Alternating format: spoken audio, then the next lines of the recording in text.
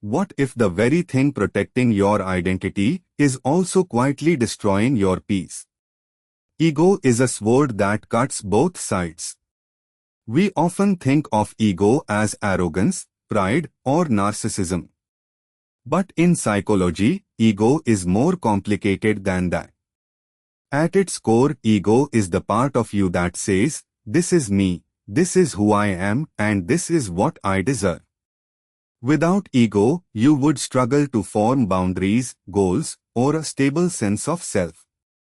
It helps you survive socially and emotionally. A healthy ego gives confidence. It helps you speak up, pursue success, and recover when life tries to reduce you.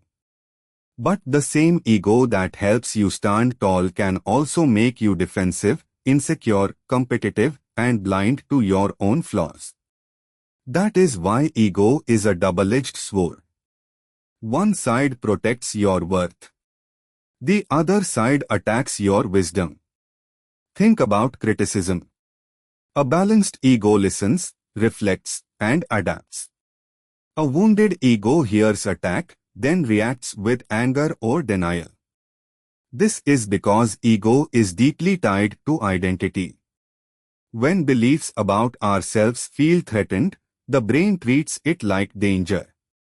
So instead of asking, "Is this feedback useful?" ego asks, "How dare they question me?" That shift changes everything. Ego also affects relationships. It can help you maintain dignity and refuse disrespect. But it can also turn small disagreements into silent wars. How many conflicts continue not because the issue matters, but because neither person wants to be the one who apologizes first? That is ego protecting pride at the cost of connection. It would rather be right than be close. In achievement, ego can be useful. It pushes you to improve, prove yourself, and strive for excellence when others doubt you. But if your achievements exist only to feed ego, success becomes fragile. You stop growing and start performing. Then every mistake feels humiliating. Every talented person feels threatening. Every failure feels personal, not educational. This is where ego becomes dangerous. It turns learning into comparison and self-worth into a scoreboard. Psychologically, ego loves certainty. It wants to believe you are consistent, capable, and in control. Reality is rarely that clean. So the ego creates stories. I am always right. They are jealous. I do not care. I meant to do that. Sound familiar? These stories reduce discomfort, but they also block growth. You cannot change what your ego refuses to admit. This is why true confidence looks different from ego. Confidence is calm. Ego is loud. Confidence does not need constant proof.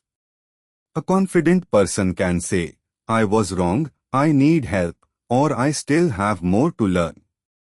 Ego hates those sentences. And yet, letting go of ego does not mean becoming weak.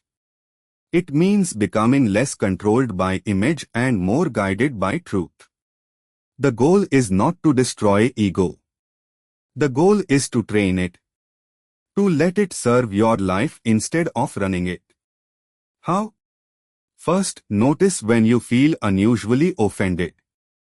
Ask yourself, is my value truly under attack, or just my self-image? Second, practice separating mistakes from identity. Doing something wrong does not mean you are worthless. It means you are human. Third, replace the need to appear strong with the courage to be honest. Vulnerability often reveals more strength than pride ever can. Fourth, learn to pause before reacting. Ego is impulsive. Self-awareness creates space between feeling threatened and choosing wisely. In the end, ego is not your enemy or your hero. It is a tool, powerful when balanced, destructive when unchecked. So ask yourself this, is your ego protecting your growth or cutting into it? If this made you think, subscribe for more psychology insights.